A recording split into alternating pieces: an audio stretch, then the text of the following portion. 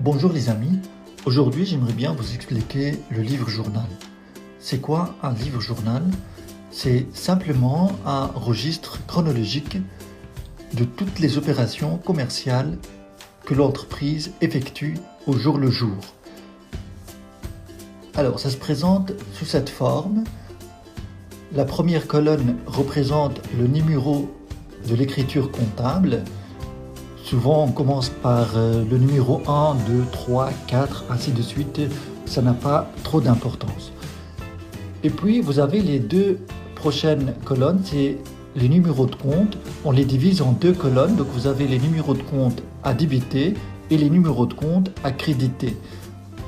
Et puis, dans la prochaine colonne, c'est là où on a plusieurs informations, les informations les plus importantes.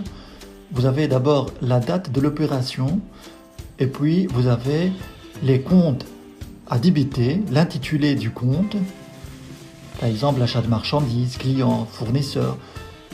Et puis on met après les comptes à créditer en les séparant par la lettre A.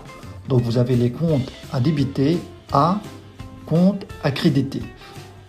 Et dans la dernière colonne, on met les sommes à créditer et les sommes à débiter en deux colonnes séparées. On va prendre un exemple ou deux pour voir comment inscrire des opérations dans le livre journal. Mais d'abord, j'aimerais bien préciser que on va simplifier cette présentation pour retenir que ce qui est important. On va retenir que cette partie-là. On va prendre comme exemple achat de marchandises 100 € plus 21 € de TVA.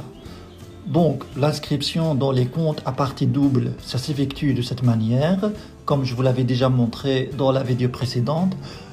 On va maintenant voir comment transcrire ces opérations dans le livre journal. Donc on commence par achat de marchandises, et puis TVA récupérée à fournisseur. Et on met les sommes dans la bonne colonne.